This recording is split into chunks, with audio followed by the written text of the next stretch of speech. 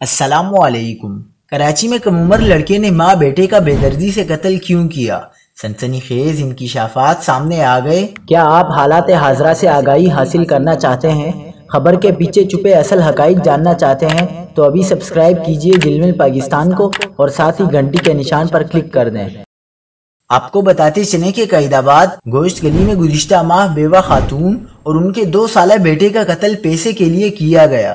تفتیشی police کے مطابق قتل میں ملوث ملزم عبدالحفیظ کو گرفتار کر لیا گیا ہے، تاہم اس کا ساتھی رافع فرار ہو گیا۔ ملزم عبدالحفیظ کو مقتولہ کے موبائل فون کی مدد سے گرفتار کیا گیا ہے۔ تفتیشی پولیس نے انکشاف کیا کہ فرار ملزم رافع کم عمر اور مقتولہ کے شوہر کے دوست کا بیٹا ہے۔ ملزم رافع مقتولہ کے گھر میں پیسے دیکھ کر لالچ میں آ گیا تھا۔ وہ بہانے سے گھر پر آیا اور پھر ساتھی عبدالحفیظ کو بھی بلا لیا۔ ملزمان نے تیز دھار آلے سے خاتون کو قتل کیا اور پھر بچے کو بھی پانی کے ٹینک میں ڈبو کر مار دیا۔ واردات کے بعد ملزمان گھر سے رقم، سونا اور موبائل فون لے کر فرار ہو گئے۔